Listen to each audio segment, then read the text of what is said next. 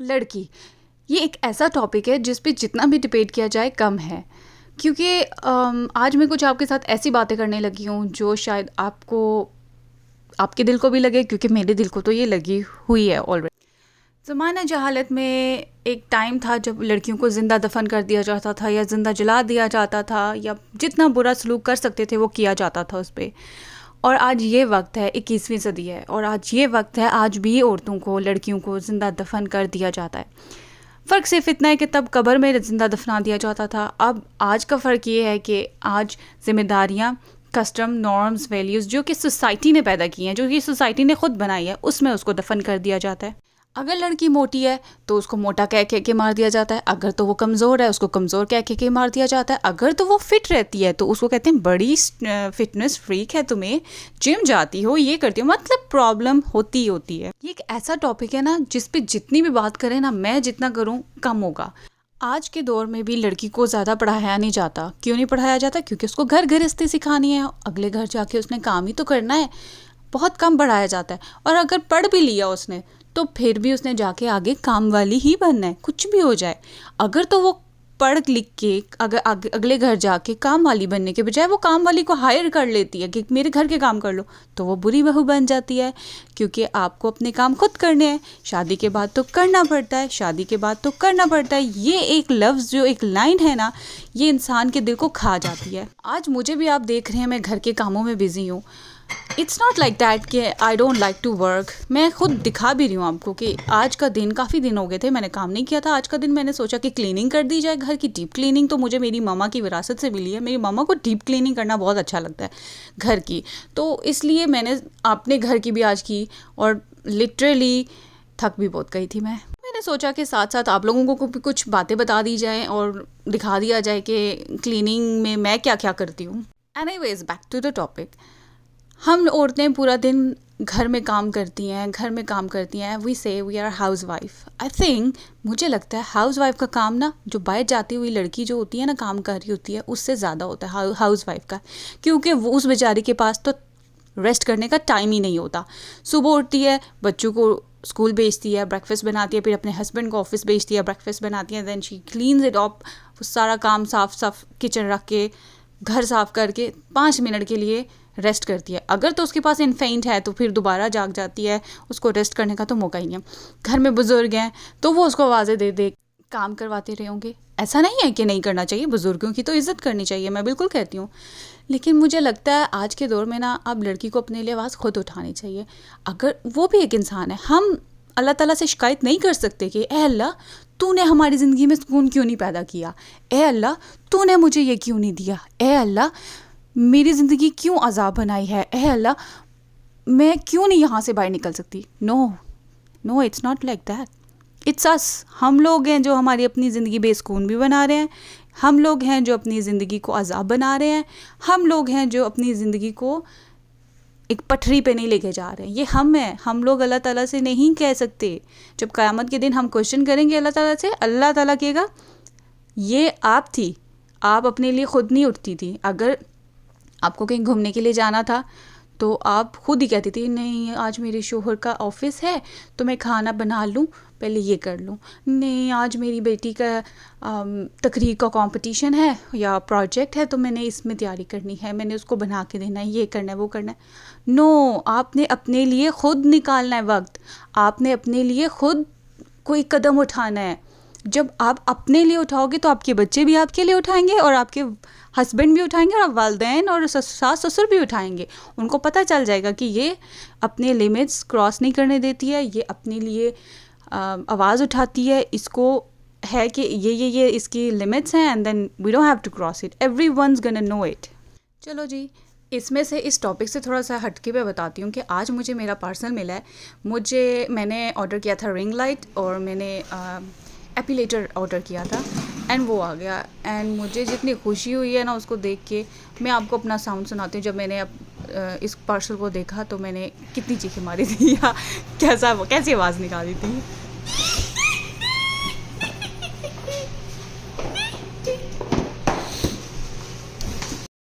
मुझे मेरी आवाज़ सुन के ना करना नहीं आता कि आई थिंक ऐनक वाले जिन में होती थी ये बिल्कुल मैंने वैसे आवाज़ निकाली और मुझे नहीं पता वो खुद ही नेचुरल थी खुशी से। मैंने अपना जब पार्सल देखा था तो मेरे हस्बैंड मेरी हेल्प कर रहे थे और उन्होंने ये सिर्फ सारी रिंग लाइट मुझे सेट करके दी।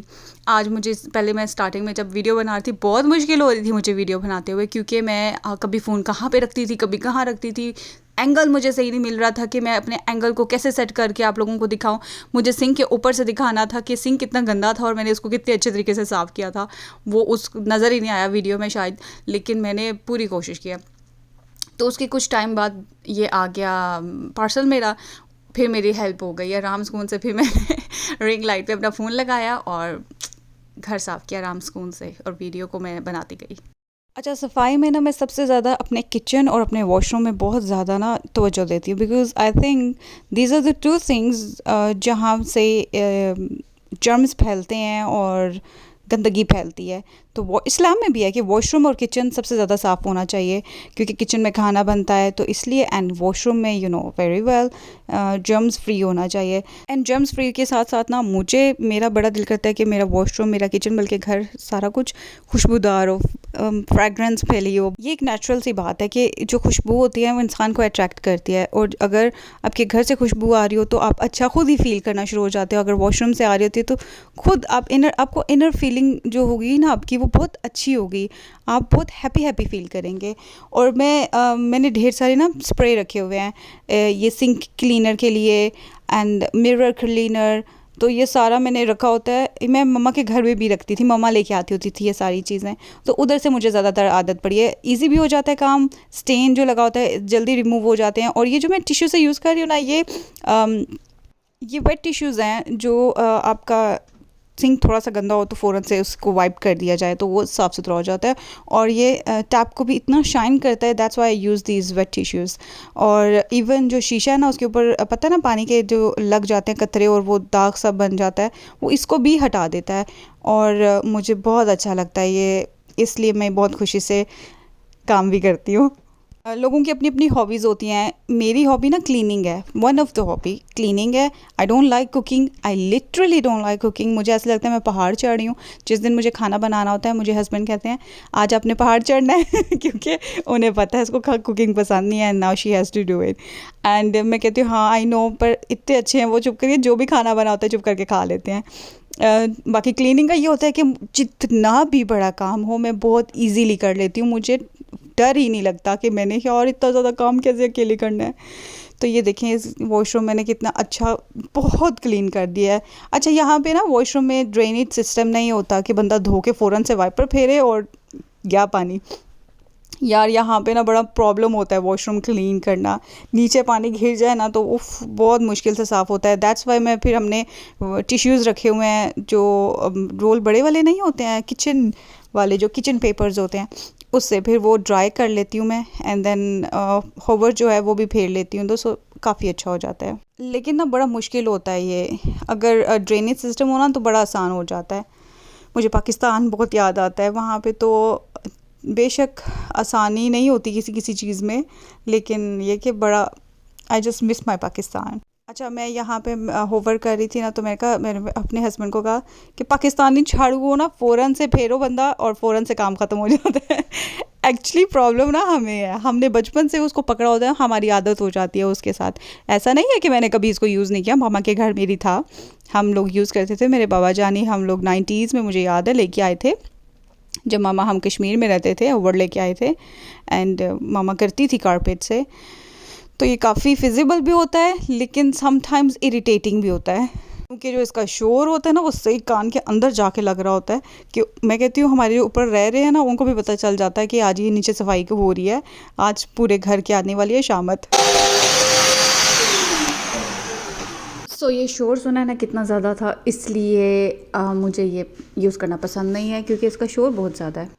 मुझे मॉप नहीं करना था, लेकिन मैंने सोचा कि जब मैंने घर इतना ज़्यादा अच्छे तरीके से डीप क्लीन कर लिया तो एक मॉप ना करने से वो खुशबू जो मुझे चाहिए वो नहीं होगा। सो मैंने पानी में थोड़ा से पानी में ना लेवेंडर का मैंने वो डाल दिया, डिटोल जैसे होता है ना सरफेस क्लीनर, तो लेवेंडर का यहाँ से सरफेस क्लीनर मिलता है, वो डाल के मैंने फिर सारा मॉप किया। एंड सो जो खुशबू घर से आ रही थी, इतनी मज़े की खुशबू थी। और ये सारा घर अब ऐसे दिख रहा है, इतना साफ़ सुथरा, शाइन शाइन कर रहा है, लश लश कर रहा है। आई होप आपको ये वीडियो बहुत अच्छी लगी। और यार टिप्स चाहिए ना क्लीनिंग के, मुझसे ले लो, क्योंकि मैं क्लीनिंग बहुत अच्छी करती हूँ, इतना मुझे पता है। You like my video, subscribe भी करना है और थम्स अप भी देना है। Take care, bye bye.